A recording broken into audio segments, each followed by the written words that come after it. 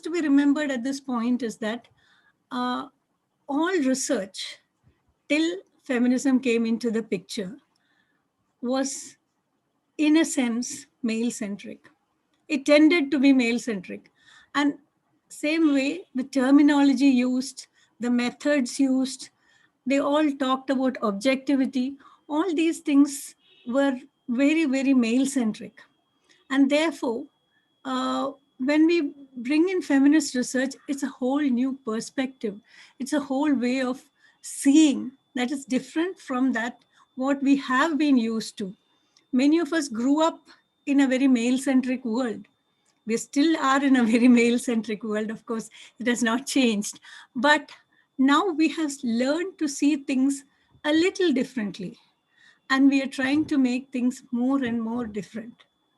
So once you enter into the world of feminist theory, feminist research, you cannot be the same person again because you have opened up a whole new world in front of you. And that is what makes feminist research so very exciting and so very interesting. And most of these feminist ideals are drawn from feminist struggles against inequality. What made feminism pertinent itself was the notion of gender inequality. So from gender inequality and also questioning and critiquing of androcentric bias. So it was so clear that there is bias, there was bias, and there is bias. But feminist research hopes and works towards reducing this bias and bringing about more gender justice.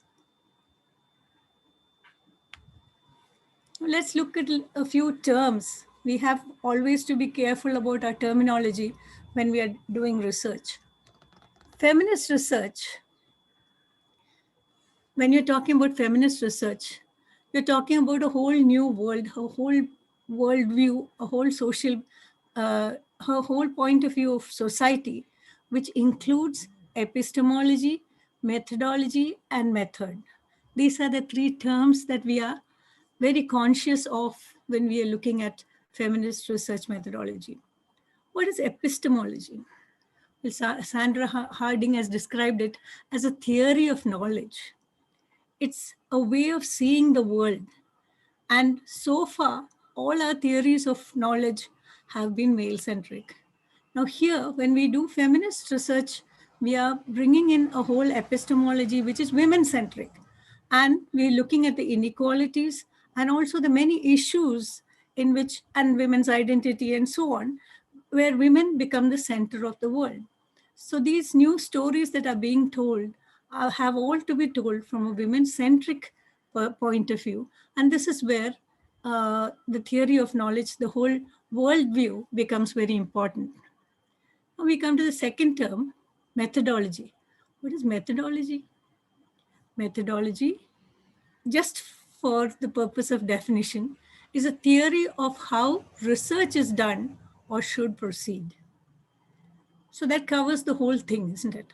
How should research be done and how should it proceed? You have the whole worldview. It links epistemology, methodology, and you have the methods also there, which are merely techniques for gathering evidence. There are multiple methods, of course, for gathering evidence, and we will be using most of these and some of these or all of them in our search to find the ultimate truth, which is brought about through research. So what is feminist research? What does it involve? It is production of new knowledge. Of course, all research is production of new knowledge. But here there's a slight difference. And that difference is that it's a creation, or it is knowledge for the creation of social change. So there's an agenda there. And that's generally an agenda that moves towards social change that helps women and brings about gender justice. So this is something very special about feminist research methodology. It's not merely knowledge production, but knowledge production of new knowledge, but production of new knowledge towards the creation of social change. And what else is feminist research? It is grounded in feminist values and beliefs.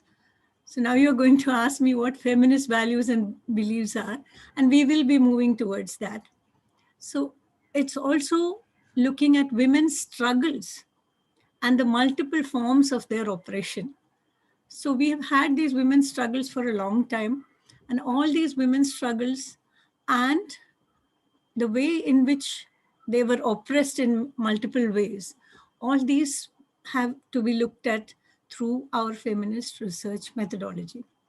It's also recording of women's lives from their own point of view. Now, we have had a recording of women's lives from multiple points of view. Various people have told us about what women did and what they thought and so on. And they have even developed something called the feminine mystique, which has been critiqued. So all these approaches and ideals have to be broken through our research, and the truth has to be brought to the forefront. This is a huge task, of course, but not an impossible task. And this is where we hope to achieve it through feminist research methodology.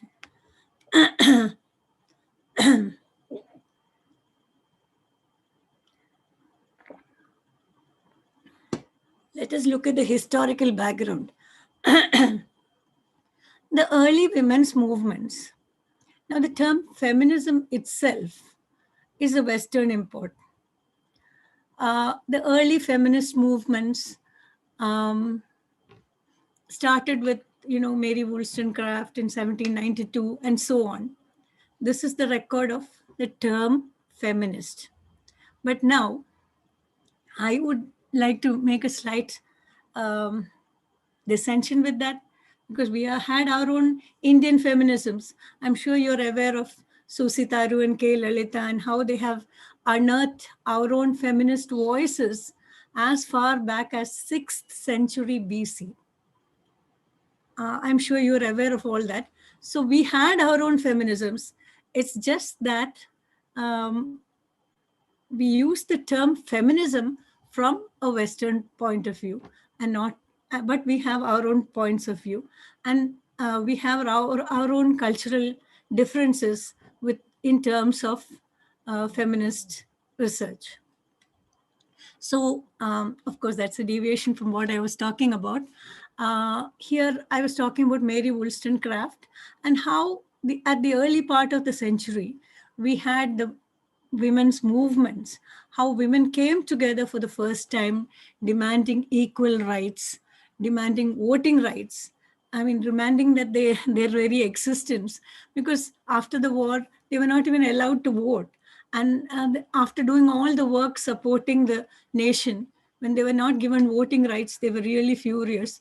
So they all joined together and brought together various issues like right to education, right for equal, right to freedom, and so on. And they came together as a single unit. And for the first time, all the women in the world came together. Not all the women, it was just a limited number of women, but they like to think it was all the women in the world who were getting together with common ideals. Of course, the early movement was a great success, and they got the right to vote. But after this movement was over, after the elation of the movement was over, after the thrill of having won them, after the thrill of having won the right to vote was over, they started to think, aren't we talking about only a small group of women? They were talking only about the white Anglo-Saxon women when they spoke about women's rights. They were militant at that point almost. They demanded their rights, and they got it, of course. But that kind of a movement was necessary for the world to realize that there was need for a feminist point of view, that there was need for a woman's space in the world, a separate woman's space in the world. But the women's issue, what Simone de Beauvoir calls the woman question, was a far more complex thing. And we began to realize that only during the second phase.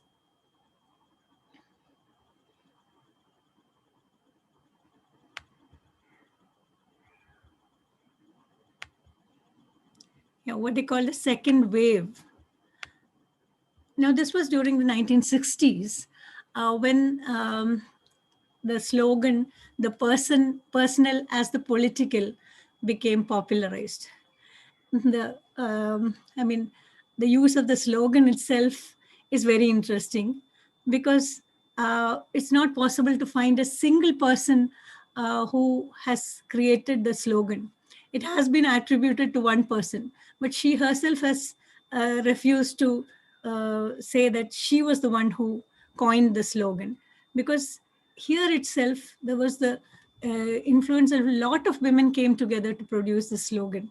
So none of them want to claim that they said that, but they all work together and jointly they produce the slogan, the personal is the political.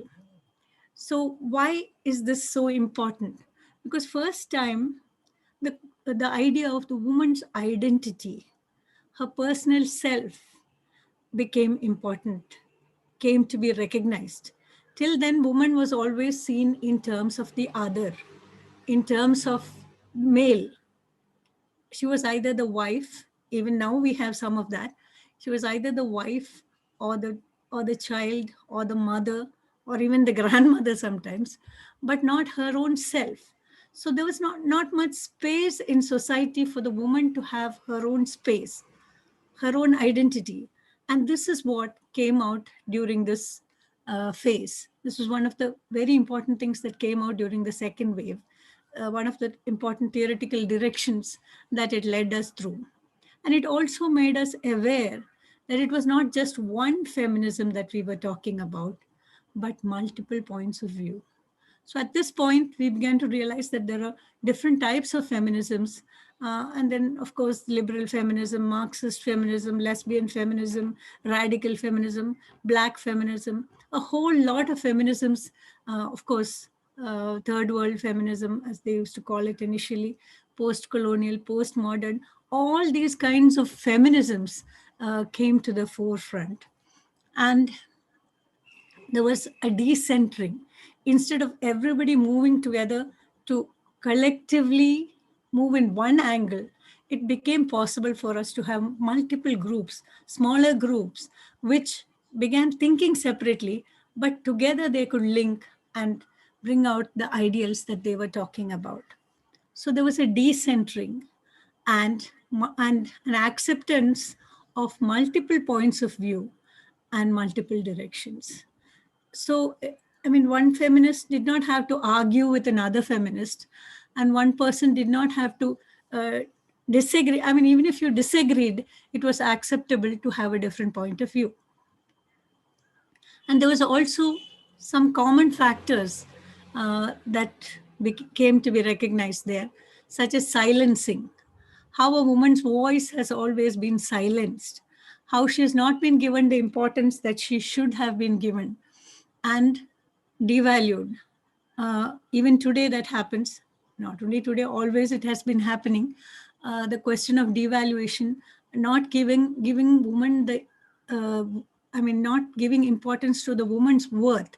This is a significant point from which of that they had in common. All the different feminisms accepted all these. Also, the notion of marginalization, the fact that they were always kept away from the mainstream and made to be part of the borders. And they had to make these marginalized areas be brought towards the center. This is one of the major aims of feminist research. And then, of course, the notion of patriarchy, the notion that the male or uh, there was a power that pushed down women into secondary position.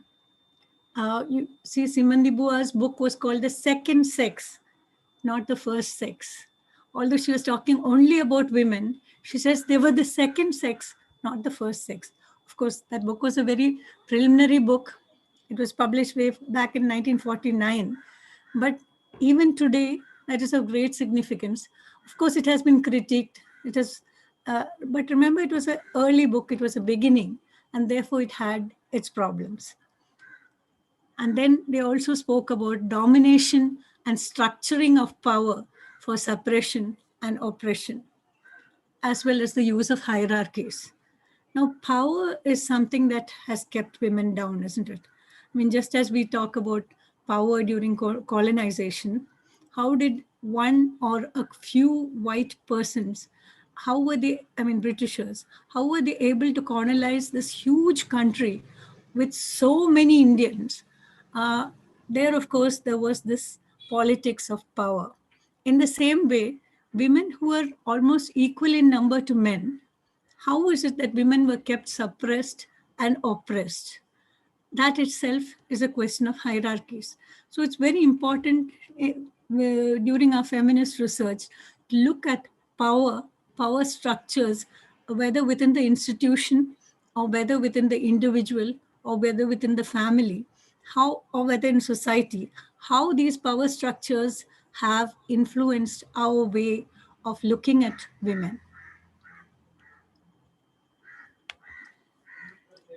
And here are some significant works. I don't think we have enough time to go through all these in detail, but yes, they did make a lot of, they studied gender stereotyping. Elaine Showalter came up with a word like gynocritics, uh, that is seeing women stereotypes from a women-centric point of view.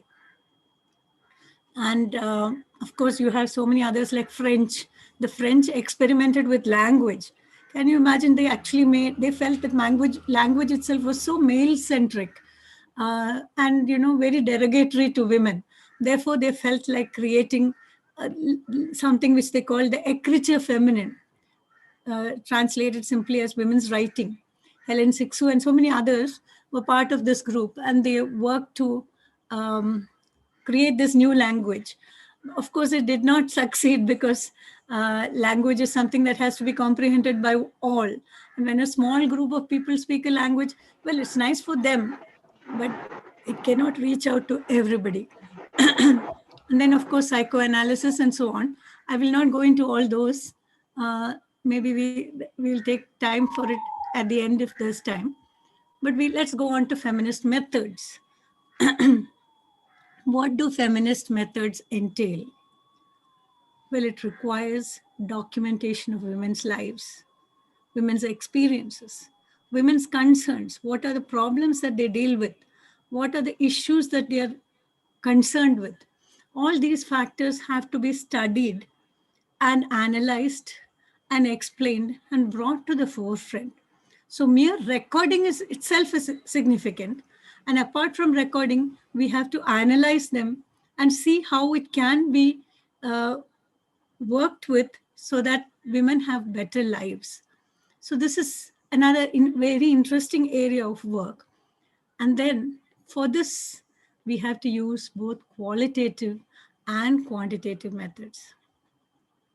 We can use traditional methods, but traditional methods have to be used slightly differently. Why? Because traditional methods tend to be male-centric. So when we have to use it for research, feminist research, for our research purposes, we have to change it in order to make it a little more qualitative. Of course, we have to use scientific procedures. We have to use objectivity, but we can use it in such a way that it becomes more women-centric. Because if we use male-centric language and male-centric methodology alone, it is not possible to get a woman's point of view, a woman-centric research idea. Women's experiences, women's concerns, women's lives, we cannot be brought to the forefront if we work with male-centric point of views, methodologies alone. Therefore, we need to use other kind of methodologies. For instance, we might be able to use our questionnaires, but the questions in the questionnaires have to be framed differently. At the same time, we can use our interview schedules. But at the same time, when we interview, we should not use language which is domineering. We should use language which is more sensitive and which is more of a sharing of data rather than a talking down to the interviewed. So this difference will make a lot of difference in our research also. It will make it more women-centric and less political. Of course, we have a political agenda, and this political agenda has to be brought forth through research. We can also use traditional methods slightly differently. For instance, we can use a survey and at the same time go have case studies alongside, so that a different point of view, their actual points of view are revealed through the case studies much more than they would be through the objective data. So we have to use a combination of all these, or some of these separately in detail, using more time and patience and a different perspective in order to achieve our different purposes. We can also use new methods. For instance, I remember there was a study about women leaders, and there was they were interviewing a woman manager. So the woman manager was in a room, and we talked to her, and she said she experienced no discrimination. She's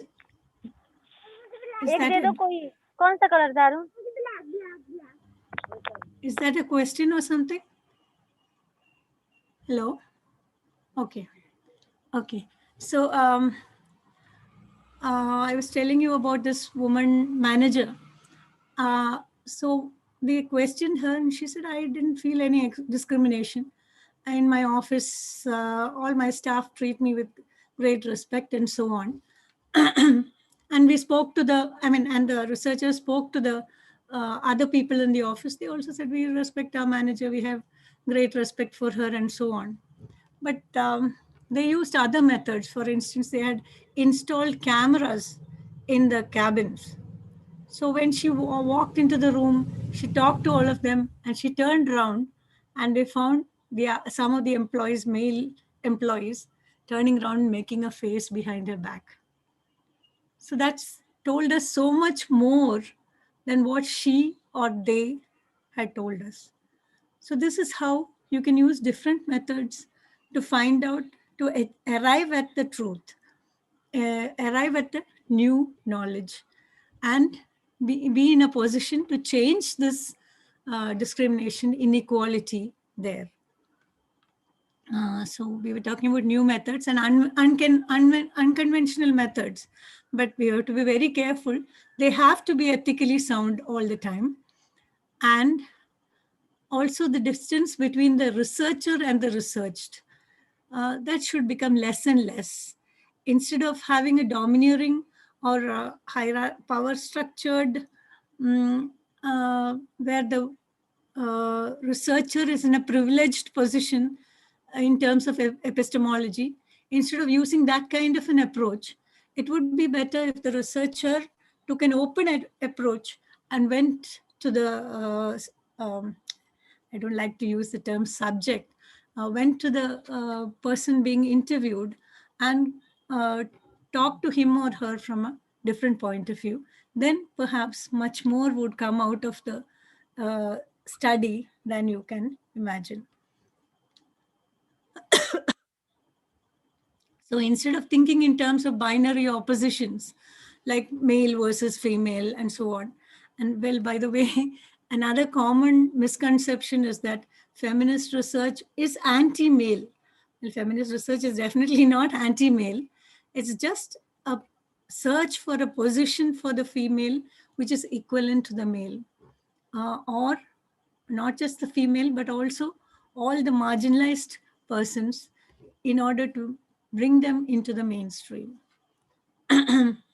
So it requires a positioning of power differently and a breaking of hierarchies. All the power structures have to be altered. So instead of having these kind of power structures, they can be made to be more circular and more accommodative and more gentle and more inclusive rather than marginalization. So you move from the margins to the center.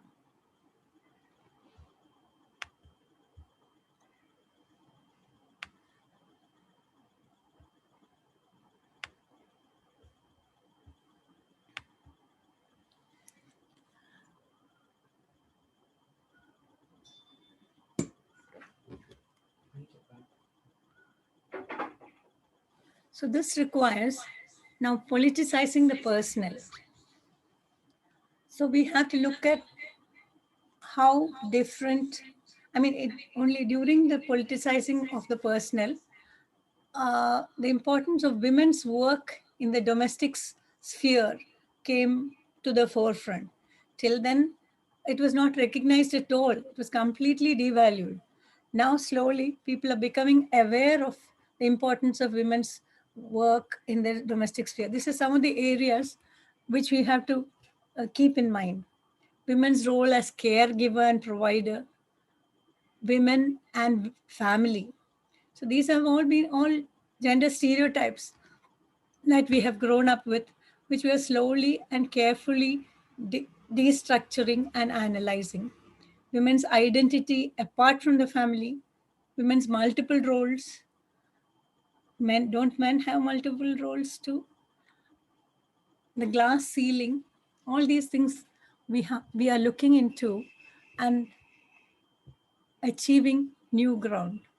Women's personal space, women's identity, women's body. Again, a very interesting area. How the body is being used, women's right to her own body, women's right to her own reproduction, women's right to her own way of dressing. All these things we are slowly thinking about, and the choices, women's choices. Does she have a choice of her own, or is she being moved into a choice by society? Women's independent voice. Would it be a breaking of the family, or would it be possible for a woman to have an independent voice even within family? Well, all these factors have to be looked at and understood better. Domination and power structures, hierarchies, I've already spoken to you about that. Violence against women, this is a whole huge area. We know that there has been violence against women. To talk in stereotypes, from birth to death, or even before birth, from birth to death, there is violence against women. But all these violences are being slowly brought to the forefront only because of feminist research, and uh, newer and newer methodologies have to be used in order to bring out these different forms of violence and give us ideas about how to counter these violences. Newer and newer laws have been made because of these studies, but still there is scope for much more to be done. And this is where our work becomes very, very relevant to the present. Then, of course, the notion of male gaze, uh, which Laura Mulvey was talking about, and which has become very, very prominent, especially when we talk in terms about the media and all the new forms of media, internet, all these new forms where male gaze has been operating a great deal. All this is of great significance.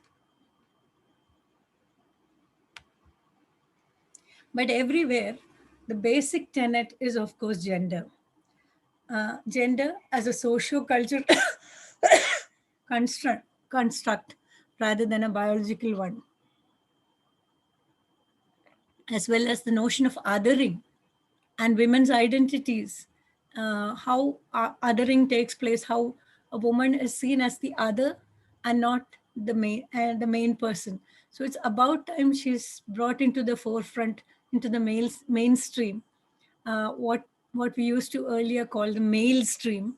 Now it has become, we are trying to make it the mainstream with women occupying prominent positions. Well, we have not yet achieved it. It's still an ideal. And of course, we are slowly moving towards that. Where earlier, of course, male was the norm and female was the other. But now things are changing slowly, gradually. Of course, gender stereotyping into specific roles. I mean, where women believed that, of course, men believed that women were helpless, and women themselves believed that they were helpless and not able to achieve this. And all these roles have been slowly, gradually being broken up with studies which are complex and very important.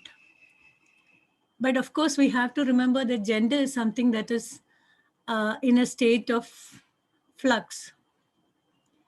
Gender is constantly in a state of flux, and therefore notions of what gender is also continuously changing. What was considered masculine at feminine and feminine at one time is no longer being considered masculine and feminine. So I mean, dress, for instance,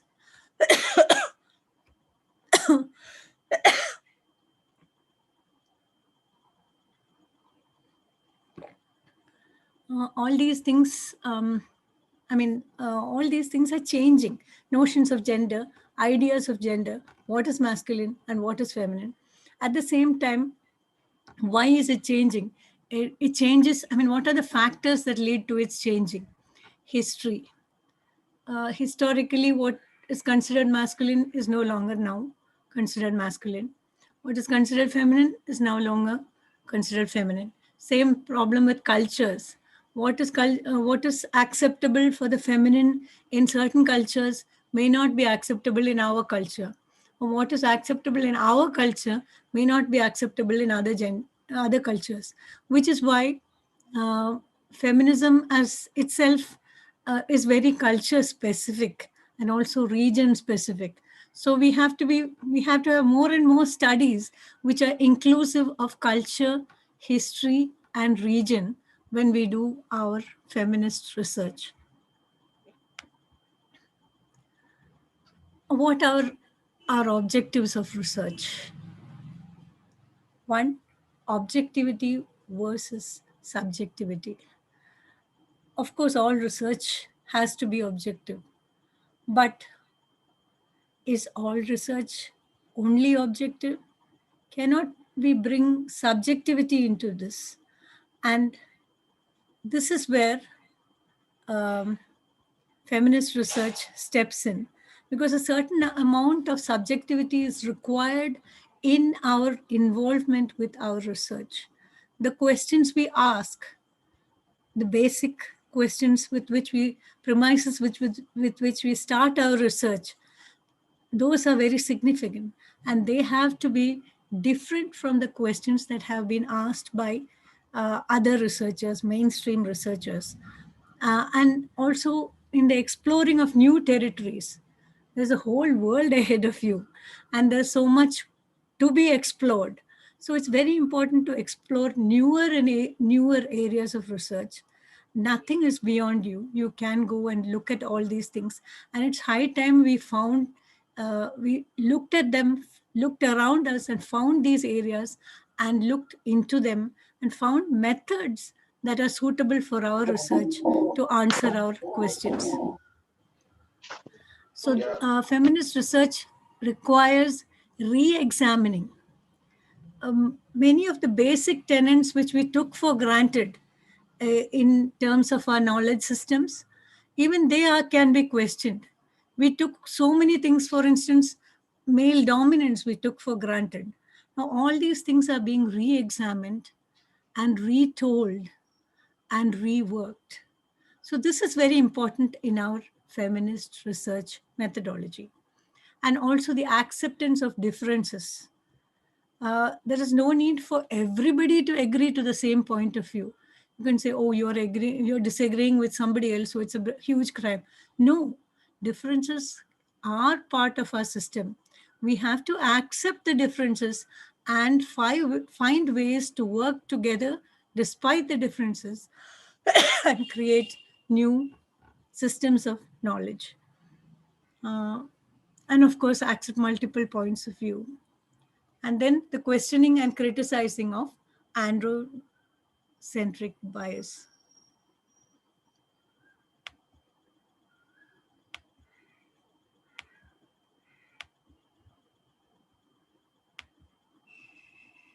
So, what feminist methods can we use? We have to employ, we can use traditional methods, but we have to use them differently. As we had already discussed, there are so many traditional methods that we can use, but we have to use them differently. Especially, not only the use of, let me give you one example.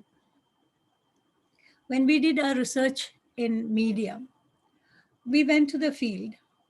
My research scholars, they went to the field and we were trying to get the woman's point of view. We were working on a project relating to women and television.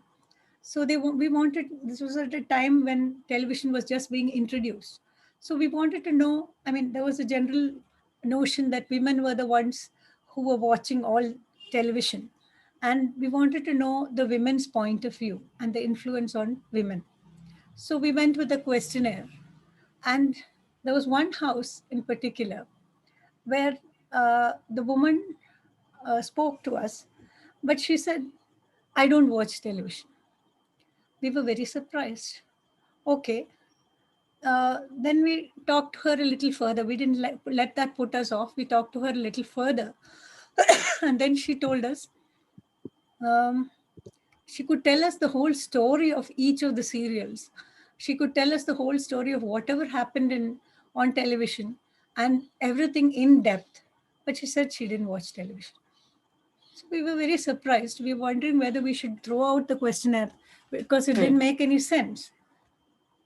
But when we came home and we thought about it and we analyzed the whole idea, we realized that she was not lying. She was actually she was not watching television. She was working. At the same time, she was able to hear the television. The television was on in the house and she was working somewhere else, but she could hear everything that was going. So she was involved in the television while she was not actually watching television. So this is the way in which you can do feminist research, by reading between the lines, by interpreting a little more sensitively, by looking at the gaps between the regular research and what you get, and by trying to analyze and understand these gaps, the silences between the words. This is where genuine feminist research does take place. So you can use traditional methods, but use them differently. Devise and develop newer methods of research. Of course, now we have cameras which we can use aplenty.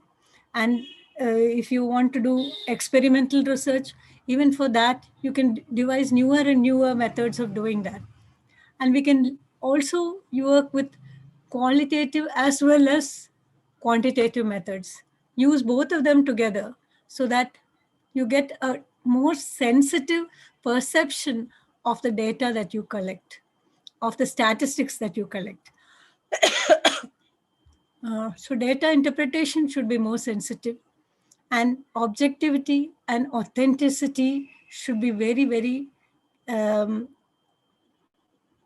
you should be sensitive to get the objectivity there, but at the same time, you can make new findings. You should make new findings by observing. Sometimes mere observation is enough. You can get so much more from your data. It may not be a very acceptable way, method at one time, but now with feminist research, observation also has become a very significant method of collecting data. You know, there was one research scholar of mine. She was working with AIDS patients. So she was talking to her and the patient. I mean, we know that women are the ones who are most affected by AIDS. They get it very often from their husbands, who they have to care for.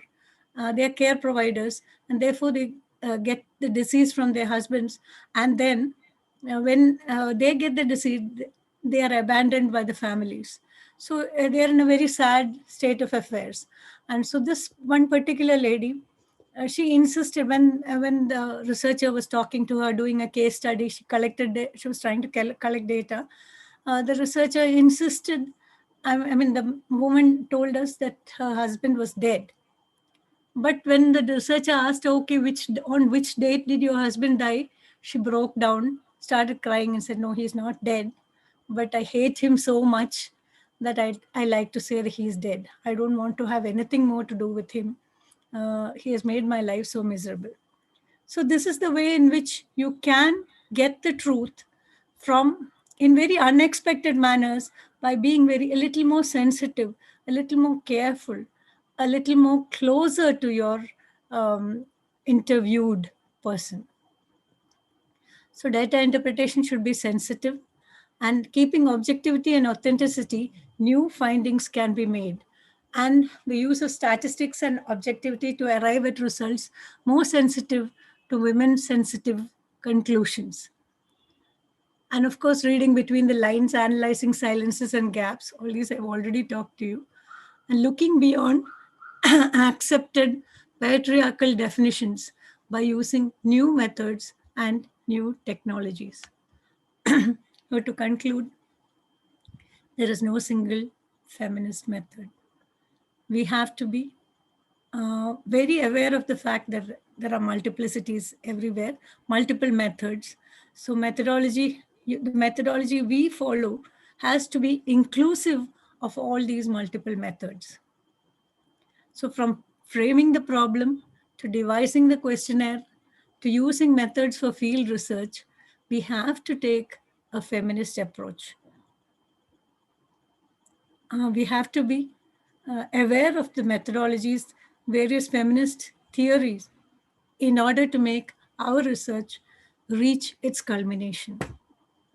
There should be sensitivity in data analysis, and there is an absolute need for a woman-centric perspective for feminist research. And we have to devise newer and newer methods to counter what is called the matrix of domination and achieve gender justice. Thank you. I look forward to your questions. Thank you so much, ma'am. It was really very insightful. Now I ask our audience to ask any question if you have. We have a question from Aswati, who is a research scholar at IIT Ropar. Do you want to unmute yourself and ask it yourself, or do you want me to read the question? Are you there? Hello. Okay, I think I should read the question. So she has asked, I hope I'm using the correct pronouns. So, ma'am, can you please touch upon certain interdisciplinary questions or objectives between feminist theory and the much more recent masculinity studies? Um, what exactly does she want to know? Can she be a little more clear? Can you be a little more clear, Aswati? She says that she is having some microphone issues, so that's why Okay. she can't speak. Can she Um, write? I hope so. What exactly does she want to know? Masculinities is a very interesting area. Um, in fact, I think the first two phases of feminist theory involved a lot of people who thought everything would be only women centered. But again, it does not have to exclude men. Okay, we live in a world with men and women, and masculinities is very much a part of feminist thinking, because the very notion of masculinity itself is relating to feminism, is relating to femininity, isn't it? So there is a link there, and also it's a social issue. It's masculinity is also a socio-cultural construct. So I don't know what exactly she wants to know. I wish I could talk to her a little Yes, further. ma'am. Ma'am, she is saying that questions about identity and power that are being reconfigured, rethought. Yes, questions about identity and power. That are being reconfigured and rethought. How it can be done within masculinity.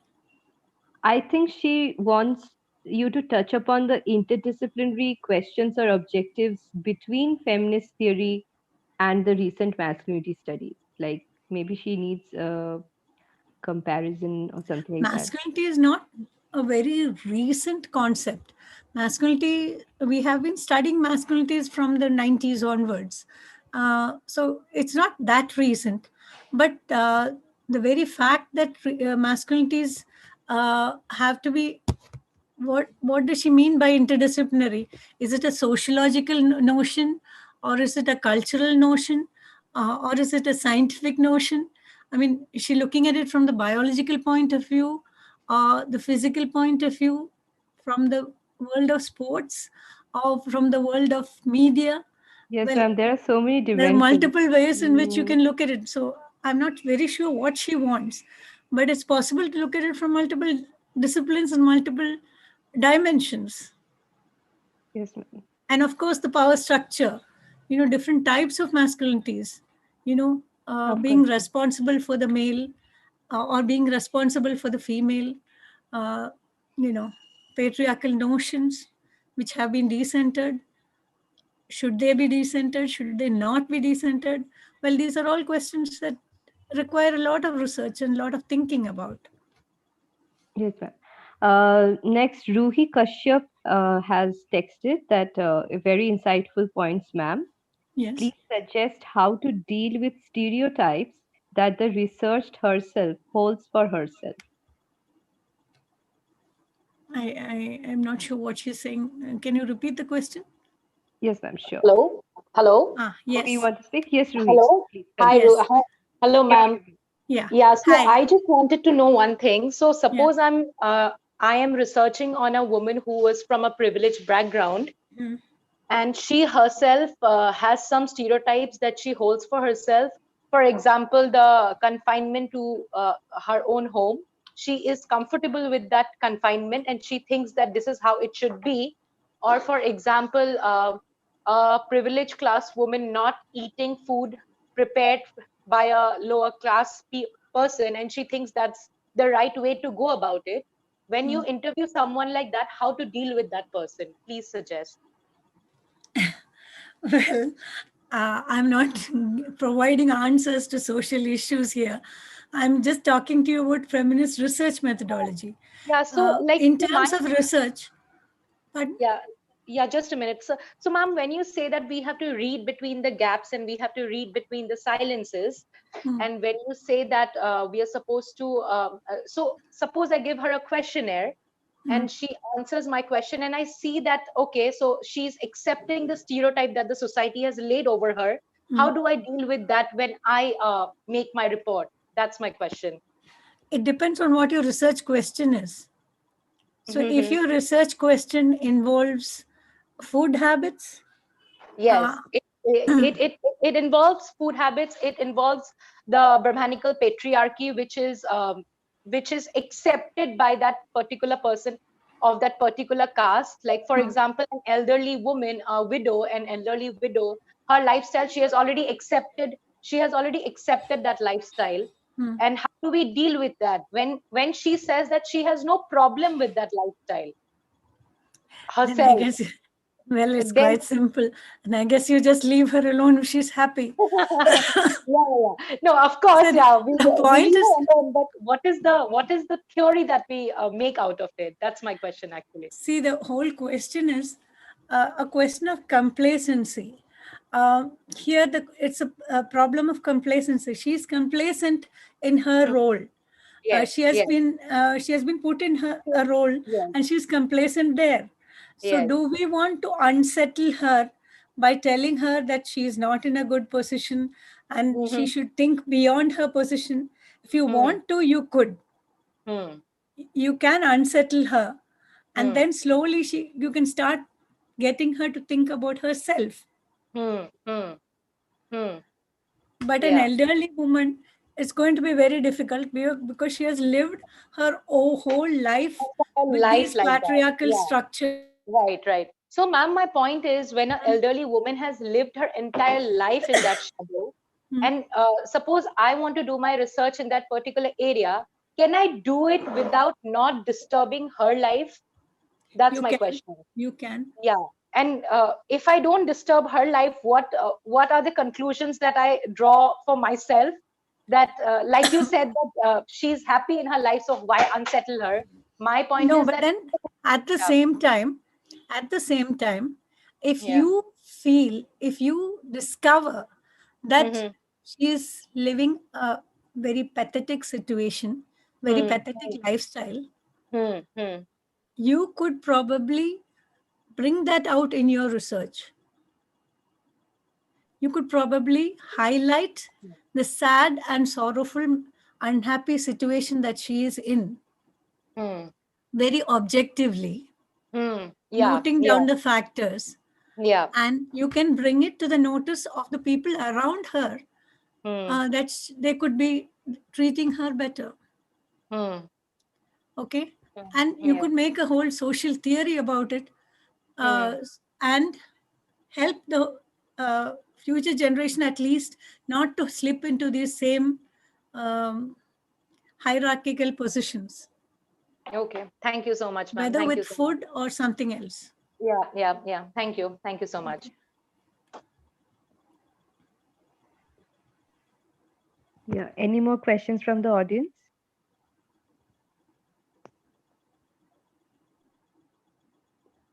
You can unmute yourself and ask the question directly to ma'am.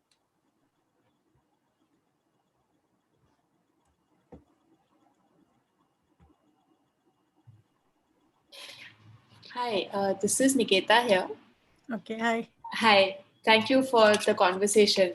I am a gender studies student at University of Hyderabad, Okay. and my question is that going off what Ruhi as well asked previously was that you said about these fill in the gaps. Hmm. And I think even for me, that was something that I wanted to clarify. Hmm. That when we are filling in the gaps, it also depends from the position that the researcher is coming from, Hmm. right? Hmm. So, say for example, whether I'm a Marxist feminist or Hmm. or whether I'm a liberal feminist, I will see the same situation very differently, Yes. and then I will fill that gap differently. Hmm. So then, must a researcher then define their position at the beginning of the research and clarify the lens that they're looking at the research or the question or the gap from? And if that is the case or not the case, then how should one clarify that? See, the thing is, feminist research requires a closer link between the researcher and the person or subject, or the person whom you're researching. Okay, so it would require perhaps that you even declassify your class yourself. Okay, be very sensitive, but again. Um, Not necessarily. Again, if you think you want to do research in that area, then maybe you should go ahead and go work on that. I don't see why it should affect you. The research model that you are taking up would require a Marxist point of view, perhaps, isn't it? Isn't that what you're suggesting? No, actually, what I'm trying to say is that when we are interpreting what our subject is saying, Hmm. we interpret it depending on where our subjectivity is, right? I Yes, mean, yes, yes, it depends on whether, say, for example, say it depends on my caste, it depends on my social location, it depends on the country I was born in, I live in, right? So, and yes, also the ideology that I believe in, the political yes, ideology as well. yes, I yes, think in feminist research, we also need to be cognizant of our own political ideology. yes, definitely. Um, So then when the researcher gives, the subject gives you an Feminism ambiguous... itself is a political ideology. Exactly. So when, the subject gives you, say, an ambiguous answer, or they say something, but you can see it differently. Okay. But what you see differently is a product of your political ideology. Yes. So then should you define that and be honest in your research that this is how why don't you I'm ask, looking at it? Why it might be a good idea if you ask more questions. Okay. And somewhere, I mean, just as in the case of that particular a woman who, I mean, the AIDS patient who said her husband was no more, she changed her point of view, you see. So when you ask more and more questions, they will have to, they will have to answer you in a way in which you arrive at the true situation which you can already see. But the difference is that you as a researcher should not consider yourself privileged. You should equate yourself with the the person you are researching. You get my point? I'm still trying to understand what, what you're saying. So I think maybe You are in a privileged place as a researcher because of what you have studied, because of your own political point of view. So if you can reach that out some way to the person you are interviewing, and if you can get them to see that point of view, you could get answers from them. I mean, you could probably phrase your questions differently so that they can see your point of view and speak from that point of view if you want them to.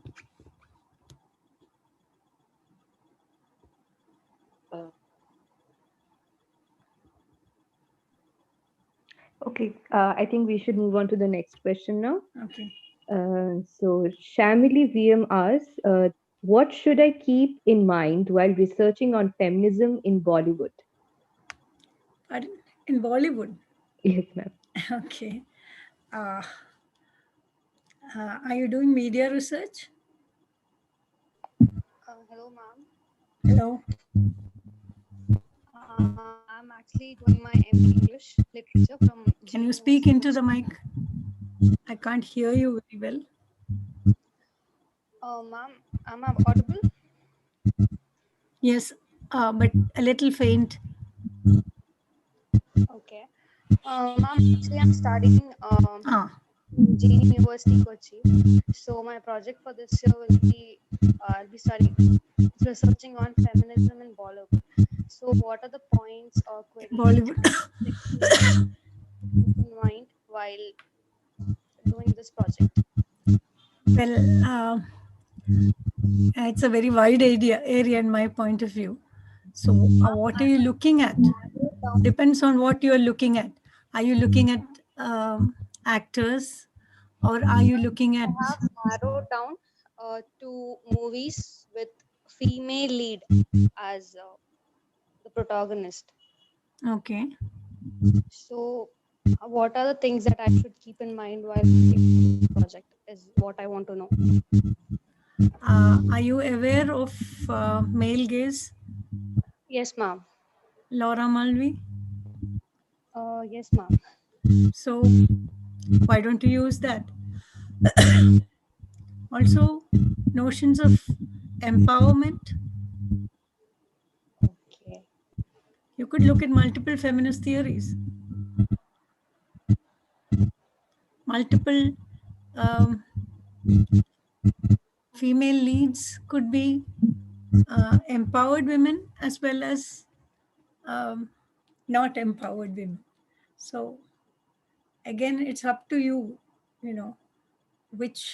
what are the texts they are using, and how are you looking at the text. That is important. And then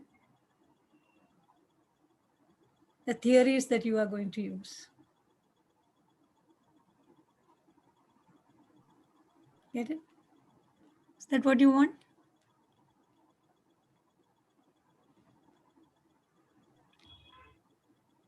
She has muted herself. Well, ma'am, Actually, I was looking on for what I should work on. So this will actually help me a lot. Thank you. You can always email me and talk to me further if you need any help. ma'am, Next is this question. question solved? Huh? Do you want to ask anything else, Shamiti? Okay, ma'am, I have a question, Okay. and yeah, and it is regarding autoethnographic research. Okay. Okay. Okay, so basically, I'm pretty interested to conduct an ethnographic research. So, what would you suggest me? Like in the beginning, what should I actually keep in mind and start it? And because people say that autoethnographic research is not research, but you are simply talking about the group where you belong, but it is a lot more, right? Because we can Yes. really dig in deep and we Yes. can You can get achieve a a great deal. yes, But you ma'am. have to be very careful to record every single detail. You have to be very objective in your documentation. When you live with a group of people, you have to be very objective in your documentation, very scientific in that. And it But depends then on we what can't angle you're looking at. but we can't go to a scientific or positivist method or methodology. We have to stick to our feminist integrity and Yes, yes, subjectivity, right? yes, yes. So how to do that? First of all, you record everything, and then you discover from all your readings. I mean, when I say that you don't have to be objective, you have to be subjective. It does not mean that you have to be only subjective. Research has to be objective to a certain extent. It is objectivity, only through objectivity and by documentation and by coordinating different points of view that you reach at a specific truth. It's not just one point of view that you're writing there. You're looking at multiple points of view there and Yes, ma'am. comparing notes. Okay? Yes, ma'am. Okay, ma'am. So you will get a rich source of data when you look at different people's lives, even not just leading to one person's life, but a whole group of people, isn't it? Yes, ma'am. Of course. So there also you have multiple subjects there, and the data you collect will be rich. Okay, ma'am. Okay. Your Thank you. analysis, of course, may be different. Yes, ma'am. That is where your feminist research methodology steps in. Okay. Okay, ma'am. Any more questions from the participants?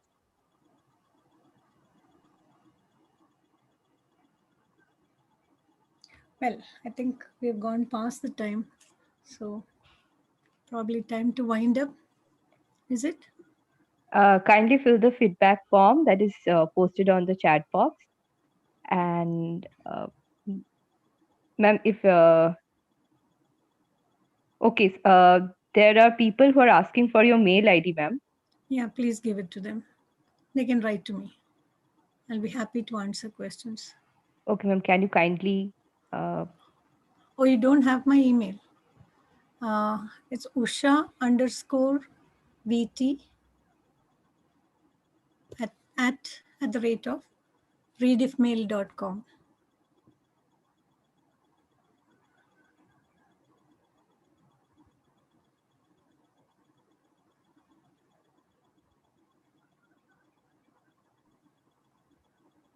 Okay. So it's been nice being with you. Thank you very much for a wonderful session. Hi to all my friends, my old friends, my new friends. It's been a pleasure meeting you all. Once again, thank you. And thank you so much, ma'am. Thanks a lot for such an insightful and resourceful speech. We are highly blessed to have you in today's session, and I hope we all will carry forward these thought-provoking feminist ideals and concepts to uphold our integrity. And thank you so much, everyone, for being part of today's webinar and for being so patient and cooperative.